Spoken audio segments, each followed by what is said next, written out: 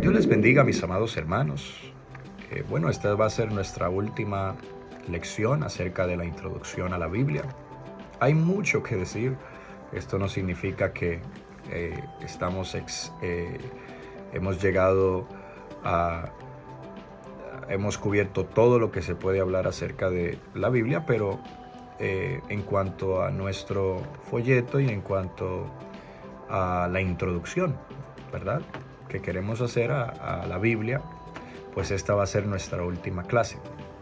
Lo que he hecho es que he ligado algunos de los temas que todavía están pendientes y la voy a dar en esta lección. Así que voy a cubrir ciertos temas en esta lección. Espero que prestemos atención y podamos agrapar toda la información que les voy a brindar. El título de este tema es Textos, Traducciones y Códices. Textos, traducciones y códices. Así que vamos a hablar un poquito de todo eso y un poquito más. Y pues también pidiéndoles su paciencia.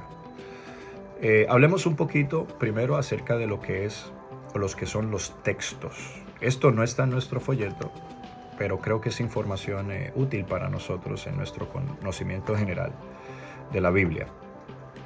¿Qué son los textos? Cuando pensamos en textos, ¿en qué son los textos? Tenemos que pensar en manuscritos, en esos documentos antiguos que se han descubierto del Nuevo Testamento. Mencionemos nuevamente que los autógrafos, los documentos originales, ¿verdad?, del Nuevo Testamento, escrito por los apóstoles o por un asistente de un apóstol, esos no los tenemos. No vamos a decir que no existen porque, quién sabe. Pero el hecho es que no los tenemos. No se han descubierto un documento autógrafo del Nuevo Testamento. Pero sí tenemos manuscritos.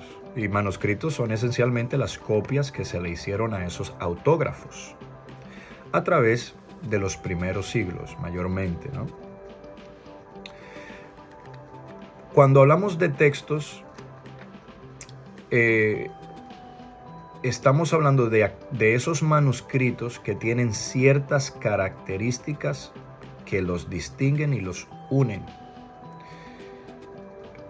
Por decirlo de esta manera, todos los manuscritos que se han descubierto se pueden categorizar en una de tres categorías o uno de tres renglones, por sus características, por sus cualidades, por su estilo, por su manera, por la región en la que se descubrió en algunos casos.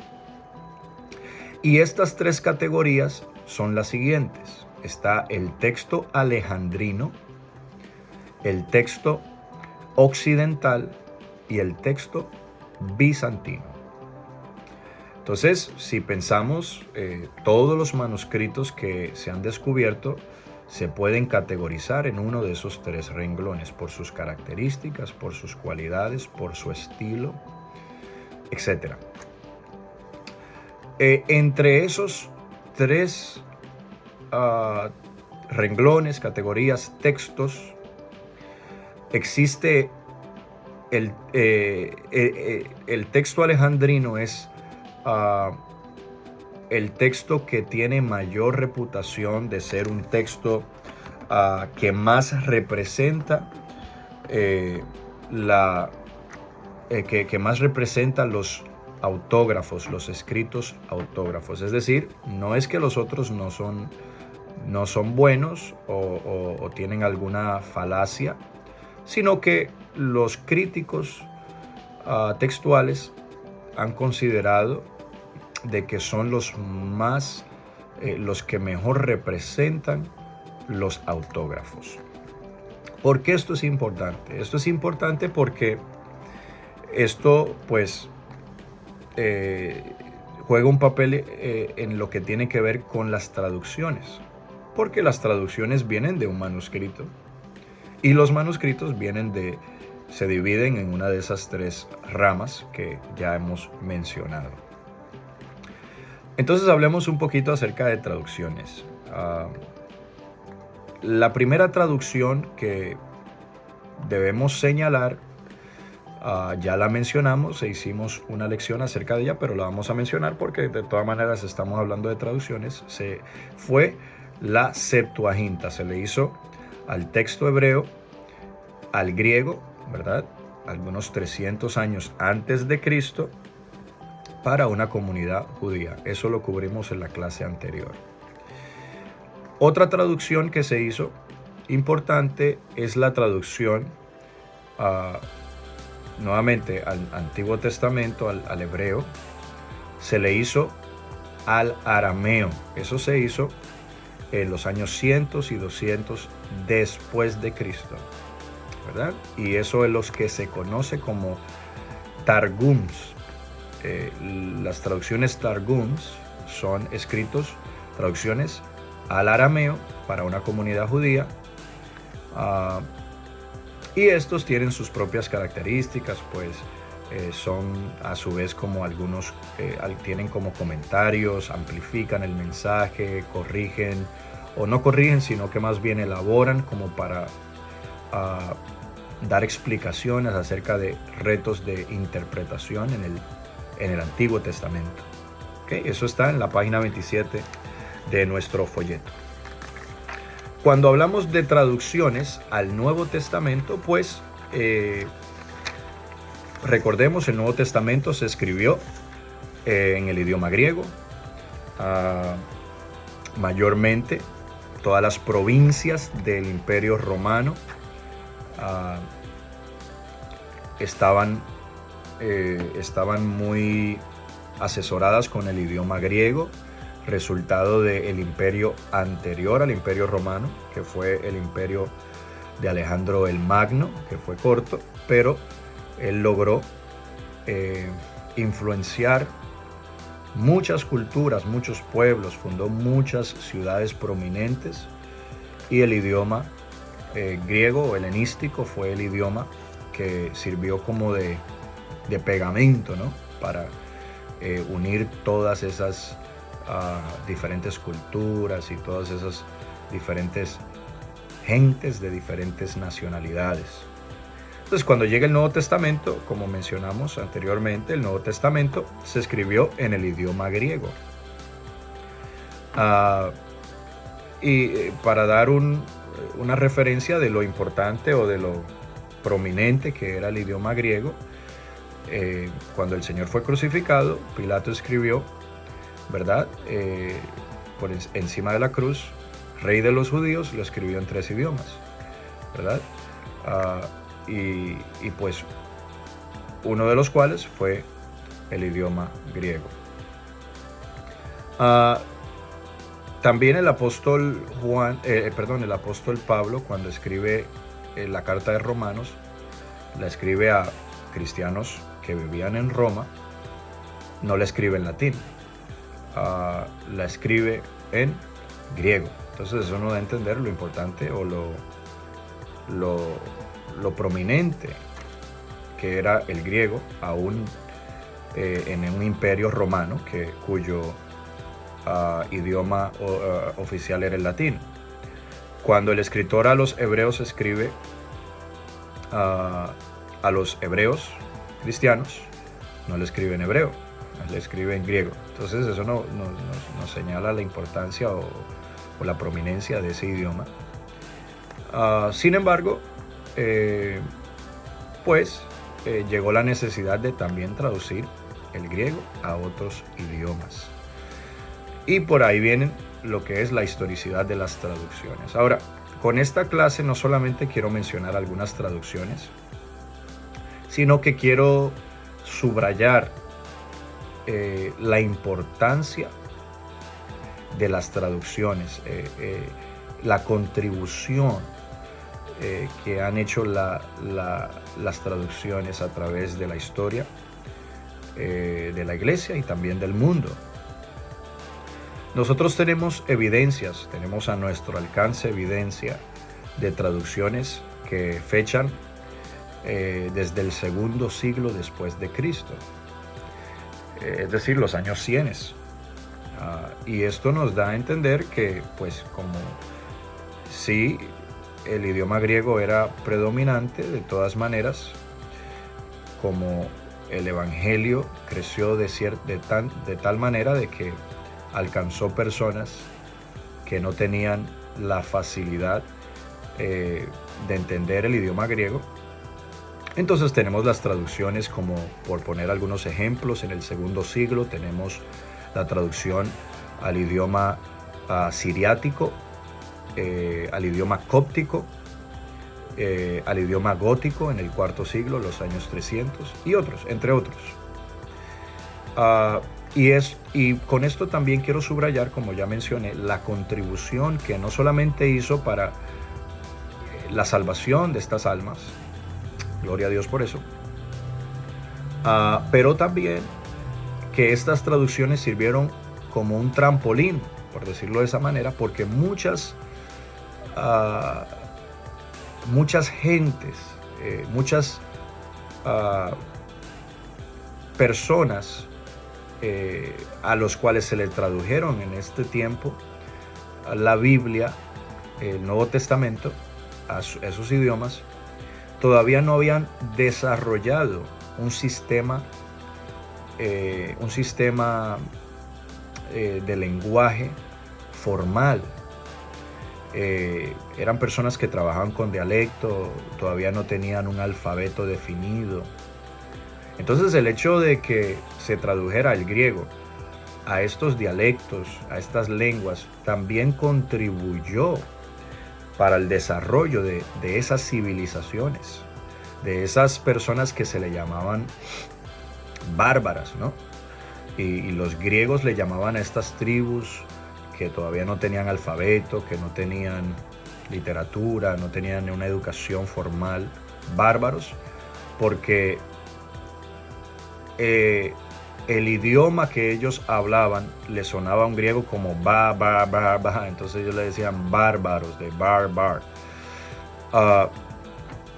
Entonces estas traducciones contribuyeron para la formalización de esos idiomas, de esas personas. Entonces vemos la importancia que jugó las traducciones en el desarrollo de muchas civilizaciones. Por eso el apóstol Pablo dice a griegos y a no griegos, ¿verdad? A esclavos y a libres, a bárbaros y a excita, soy deudor. Es decir, no solamente a los griegos, los estudiosos que tienen acceso a la literatura, a la filosofía, a la cultura, a tantas cosas, ¿no?, de ese tiempo, sino que a los bárbaros, a los no griegos, a los no educados. Y las traducciones sirvieron como ese trampolín, como ya mencioné, para ayudar a esas civilizaciones, a esas gentes mayormente nómadas, los célticos, los cópticos y entre otros, para ayudarles a ellos a desarrollar también su lenguaje y su identidad. Muy importante. También vamos a mirar otra traducción. Y lo que he tratado de hacer con esta sección de las traducciones es enfocarme, no solamente, como dije, no mencionar solamente traducciones, sino también hablar un poquito de su trascendencia e importancia social. Hablemos un poquito acerca de la Vulgata Latina.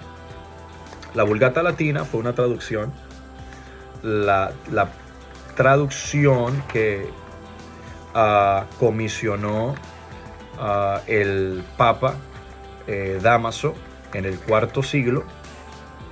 Él comisionó a Jerónimo, que fue un monje, a traducir el Nuevo Testamento al latín. Ahora, toca mencionar de que esta no fue la primera traducción al latín. Existían muchas traducciones. De hecho, esa fue una de las razones por la que él comisionó a Jerónimo a hacer una, para que no hayan tantas traducciones al latín. Jerónimo traduce y eso se convierte en lo que hoy nosotros conocemos como la Vulgata Latina, y la hemos mencionado brevemente anteriormente, pero hablemos un poquito acerca de su impacto, de su recepción y de su contribución, de su legado. Al él traducir esta al latín, entonces pues la Iglesia Católica la adopta como la traducción oficial de la Iglesia. Recordemos de que en ese tiempo, estamos hablando del cuarto siglo, estamos hablando de la cristiandad. Cristiandad, lo que nos trae, ese término lo que trata de convenirnos o de transmitirnos es que había una sola sombrilla para todos en cuanto a la fe. De hecho, claro, siempre han habido diferentes facciones, pero cuando hablamos de cristiandad, hablamos de países completos o continentes completos influenciados por una sombrilla de la cristianidad. En este caso, la Iglesia Católica. Se traduce al latín, la cristiandad a manera oficial la toma como la traducción inspirada y la única que se usa oficialmente y pues litúrgicamente en las convocaciones y todo lo que la iglesia hace en ese tiempo. ¿Qué pasa con esta Vulgata Latina? Esta Vulgata Latina tiene un impacto y un legado muy importante, porque muchas de las palabras que nosotros utilizamos hoy para explicar nuestra fe, la palabra salvación, la palabra santificación, la palabra reconciliación, adopción, regeneración, reconciliación, la palabra escritura, propiciación, justificación, que son términos que nos ayudan a explicar la doctrina bíblica, y términos que tienen que ver con soteriología, es decir, doctrinas de salvación, se derivan de esa traducción al latín que hizo Jerónimo. Muy importante. Es decir, que en etimología la palabra salvación viene del latín, en etimología la palabra redención viene del latín, y así sucesivamente con las palabras que mencioné, y ahí hay más. Entonces, lo que quiero subrayar es la influencia y el impacto que ha tenido esa traducción que hizo Jerónimo al latín, porque hasta ahora nos está influenciando a nosotros. Cuando un pastor se levanta, un hermano se levanta y habla de la salvación, de la santificación y menciona esas palabras, esencialmente está utilizando términos que introdujo Jerónimo con esa traducción al latín. Un impacto, sí, incalculable. Otro impacto incalculable que tuvo esta traducción fue que, como ya mencionamos, mayormente el norte de Europa y otras partes todavía eran civilizaciones que estaban, algunas en el control del Imperio Romano, pero no bajo una influencia directa. Entonces había muchas gentes con muchos dialectos, como ya mencionamos, todavía no estaban desarrollados en literatura, en ciencias, en medicina, en filosofía, en estudios, muchas cosas. Al traducirse el griego al latín y esto ser oficializado, y la iglesia obviamente en sus misiones llega a estos diferentes pueblos, a estas gentes, se le introduce esta versión al latín, y eso contribuyó al desarrollo de los idiomas romances. Es decir, que esta versión latina, la Vulgata latina, contribuyó para el desarrollo de ciertos idiomas, como lo es el español. El español es un idioma romance, lo que se conoce como los idiomas romances, el francés, el portugués, el italiano, entre otros, son idiomas romances, no porque sean románticos o suenen románticos, sino porque vienen de Roma, ¿verdad? Del latín, que es de Roma, y de ahí viene el desarrollo de esos idiomas. Así que vemos la importancia sin precedente, ¿verdad? Porque hoy en día Estados Unidos es la potencia del mundo, por decirlo de esa manera, pero en ese tiempo Europa era, o llegó a ser, ¿verdad? Después que hubo la caída del Imperio Romano, llegó a ser la potencia del mundo, es decir, todos esos países europeos, ¿verdad? Ahí fue que se centralizó pues la cultura, el modernismo y muchas cosas que vinieron después, como el Great Awakening, y pues de ahí salieron las exploraciones de Estados Unidos, etcétera, etcétera, etcétera. Entonces, pero vemos, digo todo esto para tratar de agraspar, hermanos, el legado que impuso la Vulgata latina para lo que tiene que ver con la salvación de muchas almas, pero también una contribución sin precedentes en lo que es el desarrollo del oeste, se puede decir de esa manera, o de la civilización y del modernismo que nosotros conocemos hoy. Muy importante. Hablemos un poquito acerca de la época antes de la reforma de la Iglesia Católica. La reforma aconteció en el año 1517 después de Cristo, el siglo XVI. El protagonista, Martín Lutero, algunos conocemos la historia, no vamos a entrar en toda esa historia, pero antes de ya habían varias otras traducciones. Y alguien diría, pero ¿no que solamente era oficializada la latina? Sí. Pero de dentro de la necesidad de las misiones, de disponer la palabra más que nada a campos misioneros, pues hubieron varias traducciones que la Iglesia Católica toleró, porque algunas de esas misiones precisamente venían de la misma Iglesia Católica. Entonces, pues en la hubieron necesidad de traducir la Biblia, y pues hay otros relatos que no necesariamente por misiones se traducieron,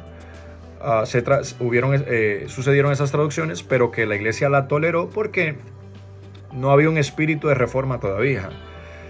Entonces, ya cuando vino la reforma, todas las traducciones que vinieron después de esa, en la época que todavía la Iglesia Católica tenía esa influencia, ¿no? Esa influencia donde sus dictámenes y sus determinaciones eran enforzadas por los ejércitos de los diferentes estados europeos y otros. Pues ya cuando la Iglesia pierde esa influencia, pues obviamente ya no puede controlarlo, pero en el tiempo que sí podía controlar, después de la reforma, sí trató, aunque falló, de suprimir todas las otras traducciones. Pero antes de la reforma, hubieron algunas traducciones, y vino la primera traducción al español, por decir una, entre otras, pero quiero mencionar la primera traducción al español porque creo que nos interesa, pues ese es nuestro romance, ¿no? Ese es nuestro idioma romántico o romance. En el 1280 se produjo la traducción alfonsina. que fue la primera traducción al español. Toca mencionar de paso de que hay evidencias de que se habían traducido salmos y todo esto, pero esta es el primer trabajo donde se traduce completamente el Nuevo Testamento al español.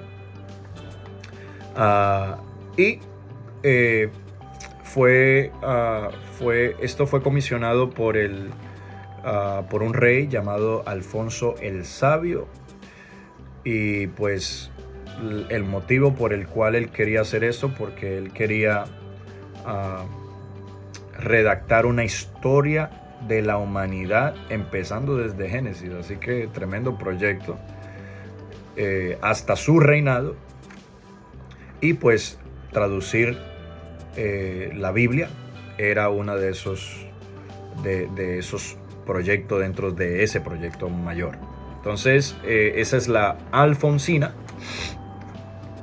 En el 1382, es decir, antes de la Reforma, ¿verdad?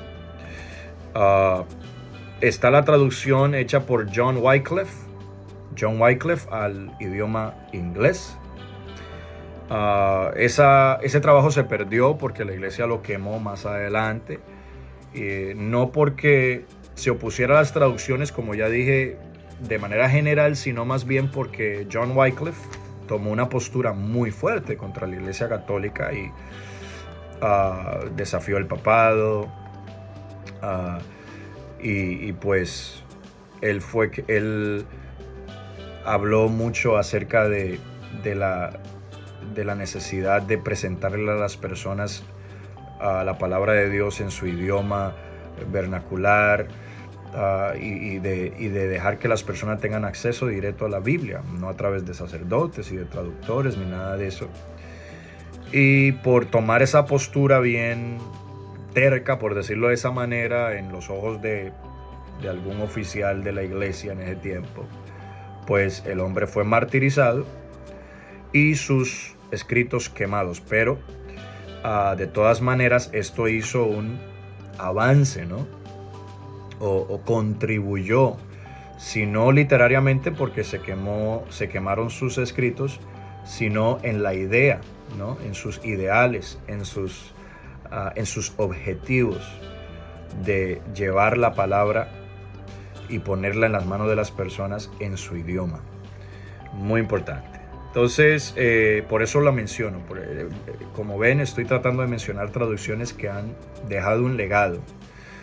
En el tema de John Wycliffe, ya más adelante en la historia, los reformadores que vinieron más de 100 años después, ¿verdad? Dirigido por Martín Lutero, Juan el Calvino, entre otros, llamaron a John Wycliffe un héroe de la Reforma, que él tenía un espíritu que más adelante se manifestó 100 años después, pero que el hombre era un reformador en su propio derecho y por la postura que tomó. Entonces, pre-reforma tenemos esas traducciones que quiero subrayar. No son las únicas, pero pre-reforma son las que quiero subrayar como claves, ¿verdad?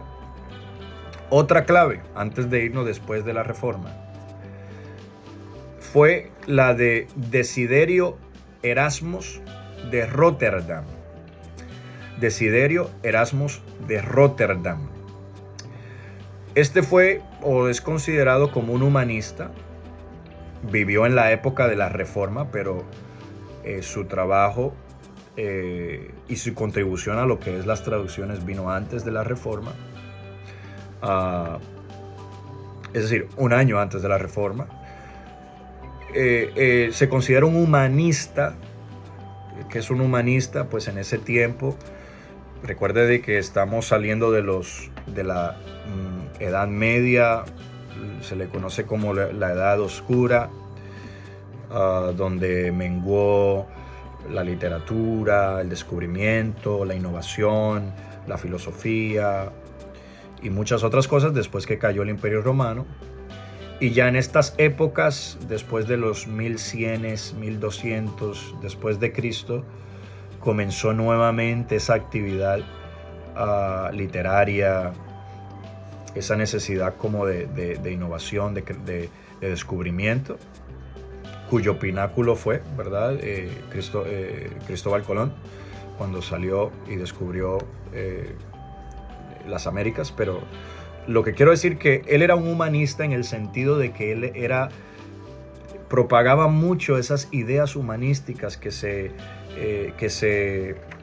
centraban en la capacidad del hombre, en lo que tiene que ver con el valor innato de los seres humanos y todo eso. Este Desiderio Erasmus tenía como objetivo reformar la iglesia de adentro para afuera. A diferencia de Martín Lutero, que trató, y tenemos que serle justo a Martín Lutero, de que él trató de reformar la iglesia de adentro para afuera. Esos fueron sus primeros intentos, pero como vio que no había esa recepción, pues de una vez dijo, bueno, vamos a predicar. Se dividió y de ahí comenzaron las denominaciones, ¿no? El luteranismo, después los demás. Pero este Desiderio Erasmus, ¿qué quiso él hacer? Reformar la iglesia de adentro. Entre uno de los trabajos que él presentó fue una traducción, se le conoce como traducción, pero ahora voy a hacer una nota de subrayación para precisar un poquito más acerca de cómo fueron las cosas. Él publicó un texto griego, y ese texto griego que él publicó fue tan importante, le contribuyó tanto a la reforma, porque estamos hablando de algunos años de diferencia entre lo que él hizo y la reforma, que esto ayudó a los reformadores a salirse de la influencia católica. ¿Por qué? Porque hasta ese tiempo, como ya mencionamos, la Vulgata Latina era la ley de la tierra, por decirlo de esa manera. Al él publicar este texto griego, los reformadores, Martín Lutero y los demás, Juan el Calvino y los demás, comenzaron se divorciaron de la latina y ahora cogieron el griego y dijeron, no, ahora queremos el griego, queremos ir a la fuente. Porque se dieron cuenta que la Vulgata Latina no era tan fidedigna como la Iglesia Católica profesaba en ese tiempo. Entonces, el trabajo de Desiderio Erasmus se enfocó en arreglar la Vulgata Latina. Eso era lo que él quería hacer. Él estudió el griego, se asesoró en cuanto al griego, se cruzó con unos manuscritos griegos y vio que la Vulgata Latina en algunas áreas tenía deficiencias. Y francamente hablando, a través de la historia se introdujeron a ciertas actualizaciones que se le hicieron a la Vulgata Latina, se introdujeron algunos términos, ¿no? Que quizás están en cuestionamiento como no originales, pero ya eso es otro tema. Erasmus quiso corregir esas cosas.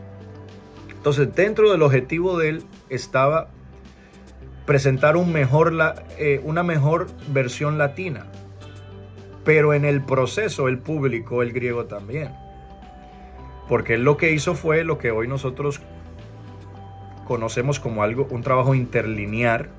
O sea, él publicó el griego original, la Vulgata Latina, el latín de la Vulgata de Jerónimo, y entonces puso su propio latín y también explicó por qué este sería mejor. Pero al final la gente no quería el latín que él quiso ofrecer, sino que las personas se interesaron más bien por el griego y agarraron este griego, y de este griego que él publicó, de ahí entonces vinieron las traducciones de Martín Lutero al alemán, porque era alemán, la Geneva Bible, la Biblia de Ginebra, que fue una cuna del protestantismo, los protestantes, por Juan el Calvino, y muchas traducciones. El 95% de las traducciones hasta este día vienen de ese texto griego que utilizó Desiderio Erasmo de Rotterdam, que él utilizó y publicó. Entonces, miremos la importancia. La Reina Valera del 60 que nosotros utilizamos hoy tiene ese texto griego como trasfondo que utilizó Erasmus. Muy importante.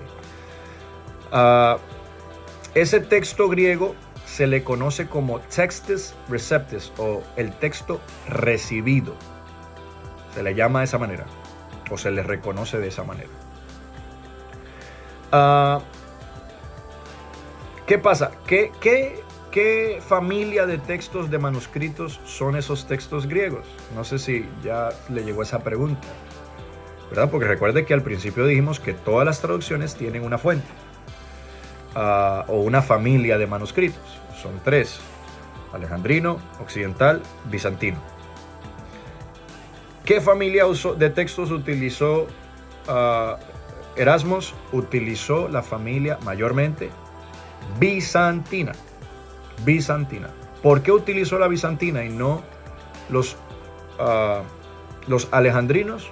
Bueno, en ese tiempo lo que tenía a su alcance eran los bizantinos.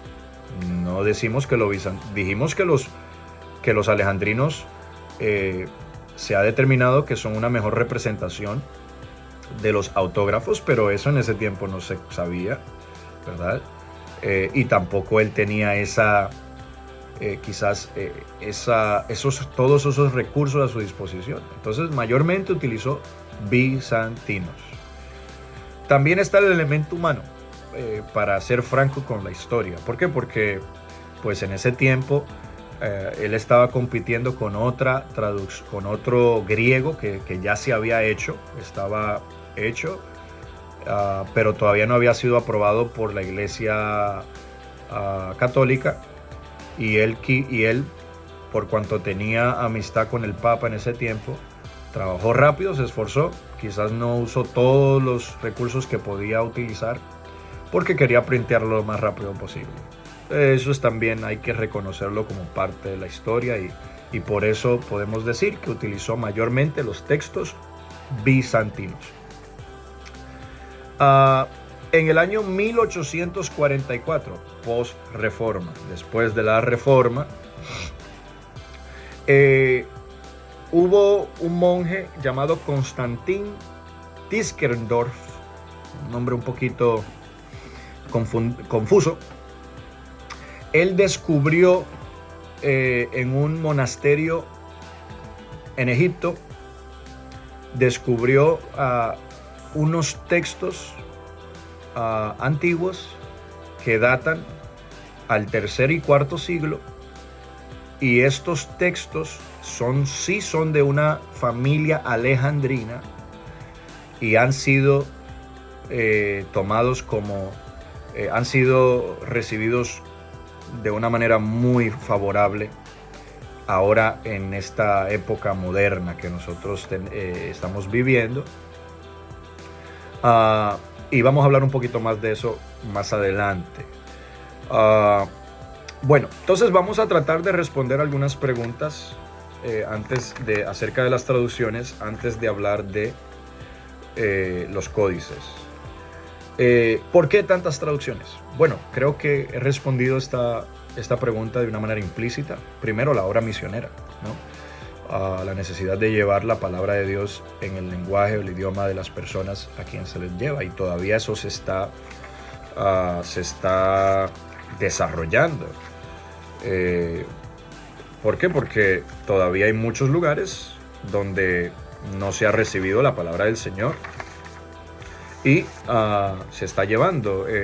Hay más de 6.800 lenguajes. Y existen alrededor de, si no me equivoco, algunas 500, 600 traducciones completas de la palabra del Señor. Entonces, pues, las traducciones son importantes por esa razón, por la obra misionera. ¿Por qué es importante las traducciones? Bueno, también las traducciones han sido importantes por actualizar el texto bíblico a las necesidades modernas, ¿no? A la evolución de los idiomas. El castellano de hoy no es el castellano de hace 100 años. Entonces, por eso es importante, por eso hay diferentes traducciones en el español. Otro ejemplo es la nueva versión internacional, que si no me equivoco fue publicada en el 2000.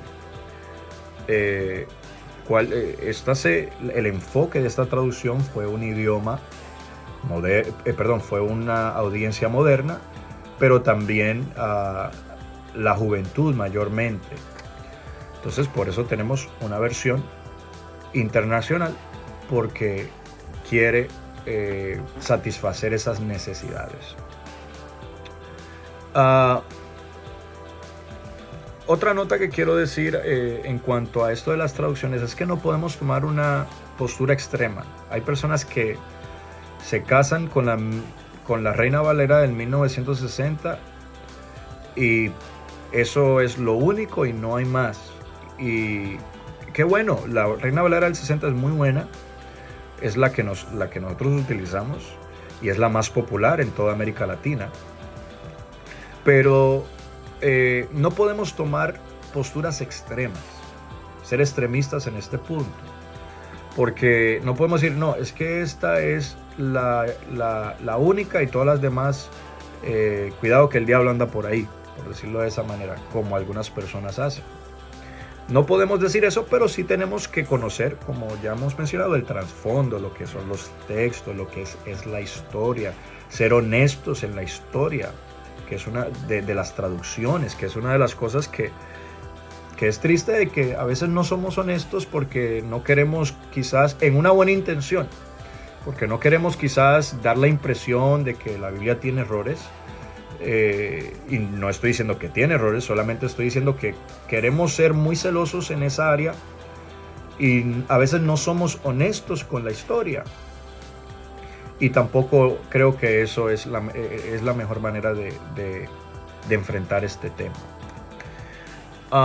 No queremos ser extremistas, pero tampoco queremos ser muy sueltos, ¿verdad? Porque también, es decir, tenemos que ser entendidos, tenemos que ser personas que sabemos lo que estamos haciendo. Si estamos leyendo la Reina Valera del 60, tenemos que conocer la historia, tenemos que saber cuál es el texto que tomaron los traductores. Bueno, el texto que utilizaron fue el de Erasmus, el griego de Erasmus. Erasmus, ¿de dónde sacó ese texto? Bueno, pues tenemos que investigar a saber. Y así sucesivamente, para que cuando leamos la Reina Valera sepamos qué es lo que tenemos en nuestra mano. Y cuando tomemos otra, pues sepamos también qué es lo que tenemos en nuestras manos. Y así sucesivamente. Ahora, vale decir que si comparamos todas las traducciones, no vamos a encontrar una diferencia doctrinal mayor. ¿Por qué? Porque estamos hablando de cosas que quizás no alteran el dogma o la doctrina cristiana.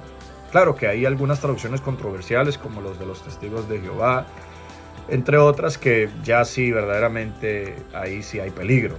Pero mayormente las traducciones se hicieron con una buena intención para satisfacer una necesidad en ese momento. Ha sido la historia desde el segundo siglo después de Cristo. Entonces no podemos decir, no, es que esta es la única y todas las demás, cuidado que el diablo anda por ahí. No. Tenemos que saber lo que estamos haciendo. Y esto es una de las razones por la que estas enseñanzas son importantes. Hablemos un poquito acerca de los métodos que se utilizan para traducir, y ya vamos dándole culminación a esta lección. Existen 3 métodos de traducción. Primero, palabra por palabra, word for word. Es la más estricta, es decir, se toma ¿verdad? No soy un traductor profesional ni bíblico, pero más o menos lo que uno ha entendido es que se toman las palabras griegas y se encuentra en el idioma que se quiere traducir, se toma la palabra más acercada y se traduce a ese idioma, y palabra por palabra, palabra por palabra. Esta es la más estricta. La Reina Valera es palabra por palabra. El otro método es pensamiento por pensamiento. Entonces ya esto es un poquito más suelto, porque los traductores no solamente están mirando la importancia de las palabras, que lo hacen, pero están más interesados en el pensamiento. ¿Cuál es el mensaje que quiere decir ese pasaje bíblico, ese versículo bíblico? Entonces de ahí basan su traducción. Y el otro método es parafraseado. Entonces, palabra por palabra, pensamiento por pensamiento, o parafraseado, que es hermano de pensamiento por pensamiento, pero es un poco más libre, porque ya pues ya los traductores juegan un rol de interpretar el mensaje en sí y ofrecerle ya un producto pulido a las personas.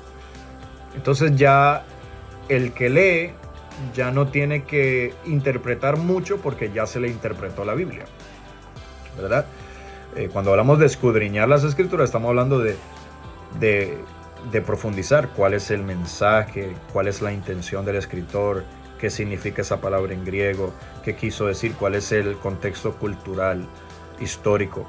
Pero ya en esto parafraseado, ya los traductores hicieron ese trabajo y te están ofreciendo el producto terminado. Eso es un método controversial y que puede presentar algunos peligros. Obviamente tiene sus pros y sus contras, porque los traductores, los que quieren hacer es presentarle al lector un texto más comprensible, más llamativo, de mejor apelación. Y en eso hay cosas que se pueden perder, ¿verdad? Porque hay palabras, por ejemplo, hay libros, no sé si se ha dado cuenta, o cartas en las escrituras que mencionan una palabra constantemente. Constantemente mencionan una palabra. Estoy pensando en el libro, por ejemplo, de Hebreos, la palabra mejor, ¿verdad? La palabra mejor se menciona mucho, mejor. Entonces, eso tiene que ver con el mensaje, con la intención del escritor. Y si quitamos esa palabra para quizás ayudar al lector y no dejamos esa palabra, pues ya estamos haciendo algo que es un poquito delicado. Bien, entonces traducciones. Ahora, códices, rápidamente para concluir. Cuando hablamos de códices, los códices son unos manuscritos recopilados y puestos en una sola composición. Póngale una Biblia, por decirlo de esa manera, antigua.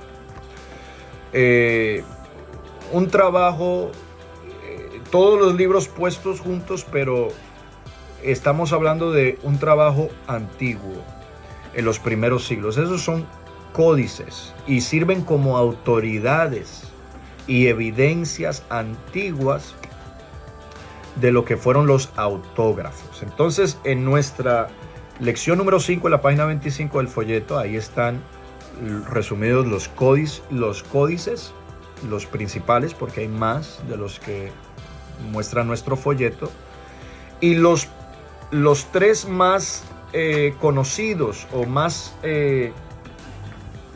los que están más popularizados, son el Códice Vaticano, el Códice Sinaítico y el Códice Alejandrino. Ahí están las diferentes particularidades y detalles acerca de estos códices. Cuando mencionamos anteriormente a Tirkenstorf en el 1844, que encontró esos manuscritos alejandrinos. Estamos hablando de el códice, él encontró en sí fue el códice sinaítico. Y de allí pues eso ha contribuido bastante en precisionar lo que tiene que ver con los autógrafos, ¿no? Aquellos escritos originales que se perdieron. Y estos códices tienen una autoridad muy fuerte, porque por ejemplo en el códice sinaítico que hemos mencionado, data al año 350 después de Cristo, pero se considera que la fuente de donde ese códice tomó para generarse es del segundo siglo después de Cristo, es decir, en los años 100 después de Cristo. Eso es muy importante. Entonces, estos códices son en sí autoridades buenas, de mucha calidad, trabajos literarios, en algunos casos muy excelentes, antiguos, que testifican la transmisión fidedigna de la palabra del Señor. Claro, hablamos de variantes en otra clase anterior, pero vemos a través de la historia una transmisión a la Biblia sin precedente, única. Y estos códices bíblicos son un fiel testamento o testimonio de eso. Si usted quiere, hemos mencionado algunas cosas que están en el folleto, que si usted quiere profundizar un poco más lo puede hacer. Y algunas cosas que no están en el folleto. Ya terminamos la introducción a la Biblia. Espero que todo esto haya sido de mucha edificación para usted. Si tiene alguna pregunta, como siempre, estamos a la orden. Y pues solo resta el examencito. Y pues que ustedes estudien. No solamente que reciban esta información y en 2 semanas ya no la tengan en sus mentes, sino que esta información se funda, ¿verdad?